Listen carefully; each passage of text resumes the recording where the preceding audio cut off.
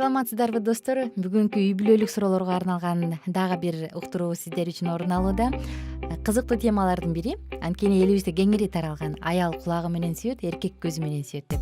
Бул суроону адис менен чогуу карамакчыбыз. Аты жөнүм Айнура Миназарова. Студиябыз бош эмес. Саламатсызбы Сейил эжеке? Саламатчылык. Иштериңиз кандай? Кандай келип алдыңыз? Жакшы, чоң рахмат. Саламатсыздарбы көрөрмандар? Угармандарыбыз да бар. Угармандарыбыз таарынып калышпасын. Да саламатсыздарбы ардактуу көрөрмандар жана угармандар деп учурашайын. Негизи эле үй бүлө маселеси бул абдан орчундуу маселени ээлейт. Анткени уядан учкандан кийин эле үй бүлөгө, жаңы үй бүлөгө барып орун алабыз да анан өзүбүздүн мамлекетибизди кура баштайт эмеспизби? Анан көп учурда 1 жыл, 2 жыл айланбай бала чакалуу болобуз. Аял заты үйдүк түйшүккө, үйдөгү түйшүктөргө берилет. Мырза эмне таап келем, кайдан таап келем, кантип таап келем деген суроолорго берилет. Айтор канчалык бир деңгээлде ортодогу сүйүү муздай баштагандай болуп калат эмеспи? Анан аял кулагы менен, эркек көзү менен сүйөт деген теманы алганыбыздын себеби бул нерсеге канчалык деңгээлде көңүл буруш керек. Ушул сөз үй бүлөлүк жашоодо да актуалдуу. Мына ушуну карайлы дедик. Үй бүлөдө бул нерсе кандай Сейил эжеке? Эми бул сөз бекер жеринен айтылып калган жок да. Демек мунун чындыгы бар кандайдыр бир деңгээлде. Анан чечмелей турган болсок, мисалы чындыгында эркектер алгач эле аял затынын сырткы келбетине, биринчи келбетин жактырып калуу менен анан таанышууну баштайт го. Мисалы кайсы бир азыр биздин көрөрман же угарман эркектер өздөрүнүн тажрыйбасын эстей турган болсо, биринчи сөзсүз түрдө сырткы келбетине. Татынакай кыз экен депчи. Айымдарды ала турган болсок, сырткы келбетине жакшынакай экен деп коюшу мүмкүн, бирок кээде сырткы келбети анча деле жагымдуу эмес мырзалар акырындык менен сүйлөп отуруп эле кээ бир айымдардын жүрөгүн ээлеп алган учурлар болот да. Ошондуктан демек бул жерде бул сөздүн чындыгы бар. Анан үй бүлөдө эми кандай роль ойнойт да? Үй бүлөдө биз көбүнчө айымдар эмне катачылыкты кетиребиз? Биз ойлойбуз, эми турмушка чыккандан кийин күйөөм мени сүйдү, алды, үйүнө жакшынакай алып келип ак жоолугун салды, төрөп бердим жакшынакай балдарды, эми кайда кетмейли, эми менден кайда кетмейли деп анан өзүбүздү таштап коебуз да. Анан бир окуяны дайыма бөлүшүп калам барган жерде, же ушуну көп эстейм да.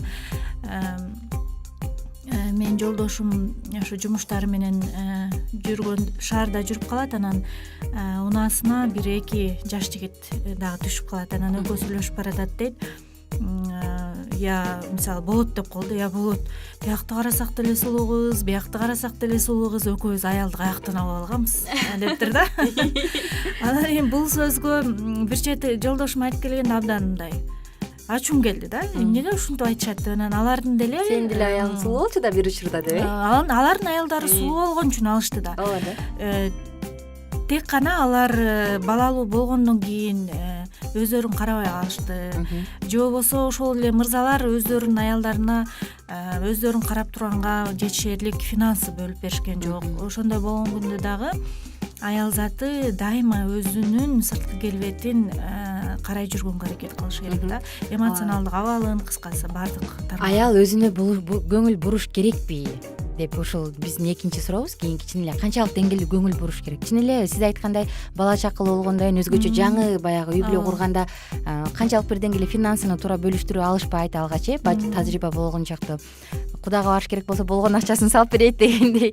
Кээ бир жерден чын эле боек саяк андай мындай алгандан тартынат келинчеги, балким айта албай калышы мүмкүн, же каражат жетишсиз болуп калышы мүмкүн. Ар кандай көйгөйлөр болот да. Бирок ошого карабастан аял заты өзүнө канчалык деңгээлде көңүл бура алат? Жана кантип көңүл буруш керек? Каражатка келип такалган деле өзү туура эмес да. Эң эле биринчи аял заты өзүн жагымдуу жыттанып, дайыма таза болуп турса, жуунуп туруш керек. Эгер тагыраак айтканда, таза болгону, жеке гигиенаны сактаса биринчиден, анан экинчиден чач дайыма жыттуу болуп, жоолуктун астында эмне болуп атканы белгисиз болуп калат да кээде ачыгын айтканда. Анан кийген кийими биз көчөгө чыгаарда тим эле жакшынакай болуп чыгабыз, а үйдөн туш келди бир нерселерди. Кээде морой айтканда тизеси чыккан бир гамаждарды кийип алабыз. Кийир халат кийип алсак аныбызда абдан кийир болот, май болуп калган болот. Жаңы үйлөнгөндөгү 5 жыл мурунку халаттар болуп калышы мүмкүн. Эски кийимдерди кийип алабыз, үйгө боло берет депчи. Бирок элестетип көрсөк, мырзалар кечке көчөдө жүрөт, ал эми көчөдө түркүн түстүү сулуу кыздар.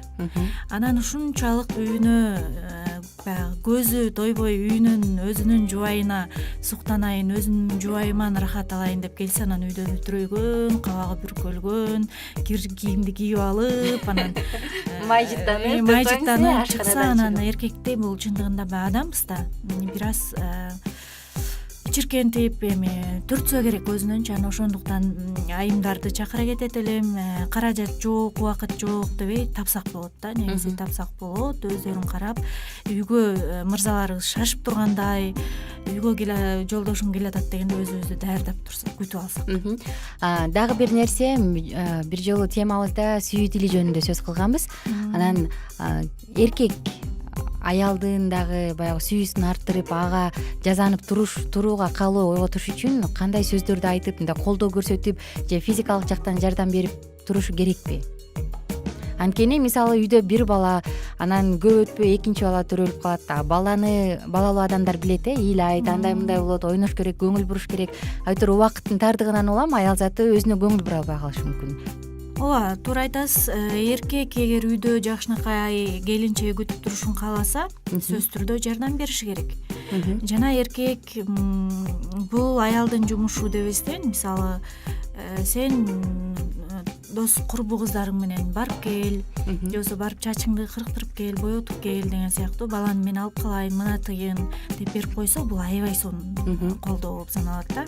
Же болбосо эмнең жок, эмне кем карчың бар, мен толуктап берейин, барып кел дүкөнгө деп кичинекей акчасын берип койсо да, бул кандай сонун аял затынын өзүнө карата сүйүүсүн арттырат. Колдоону сезген аял зат эмне болот, ачылат, гүлдөйт дегендейчи. Негизи эле аял дагы, эркек дагы өзүнүн жубайынын күзгүсү деп койсок болот да. Мисалы, аял затын карап туруп, бул аял затынын күйөөсү баландай экен деп билип койсо, акчаны жакшы табат экен деп. Же болбосо ошол эле мырзаны карап, байкуш аялы жүдөгөн бирөө окшойт, же болбосо аялы тең окшойт деп. Демек, биз күзгү чагылдырып турабыз да. Ошол себептен эгер жакшынакай күзгү болушун кааласак, анда бири-бирибизди колдоп убагында,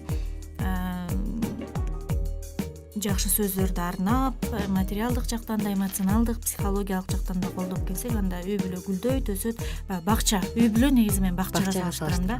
Сугарыш керек, жерин жумшартыш керек, кайсы бир жерден буташ керек дегендейчи. Анан эгер бакчаны кароосуз калтырып койсок, ал эмне болот? Сол отуруп эч нерсе калбай калат да, тебеленип, тепселенип дегендейчи. Бакчанын кантикидей корулган короосу болуш керек.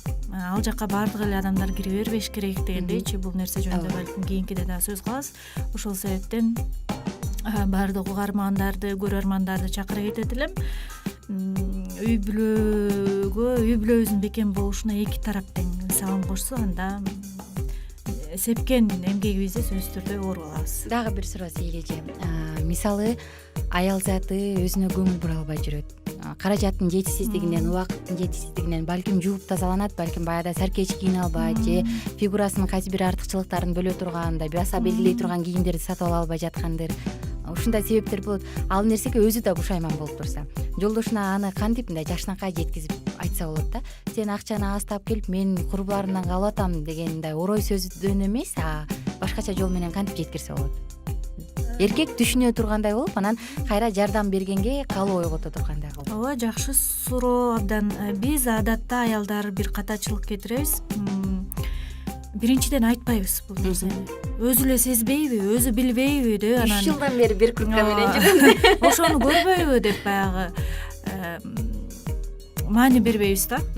Бирок аял заты айтыш керек бул нерсени. Оюм жоготуп алган.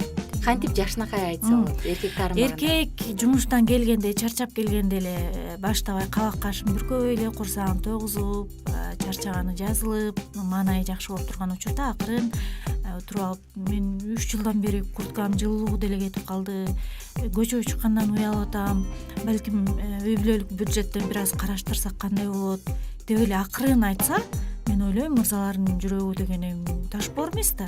Мырзалар кантип эле өзүнүн келинчегинин үшүшүн кааласын. Бул нерсени эми тынч эле чечип алса болот да, эч кандай кабак башты бүркөп, аны бир трагедияга айландырып, кыялын көрсөтпөй эле ортого салса болот. Негизи көпчүлүк айтып келет эмеспи, эркекке кыйытып айтпай эле түз эле жашынакай айтканда алар даана түшүнөт да. Кыйытып айтканда бул эмнени айткысы келип атат деп андан ары ойлонуусу келбейт да, түз эле айтыш керек. Сизге чоң рахмат алтындай убактыңызды бөлүп бергениңиз үчүн. Бүгүнкү коногубуз психолог, журналист Сейил Калдыбаева. Эжекебиздин социалдык тармактардан тапсаңыздар болот, биз аркылуу байланышып, дагы да кененирээк консультация кеңештерди алсаңыздар болот. Кызматта Айнура Миназарова. Кийинки уктурууда кайрадан көрүшкөнчө.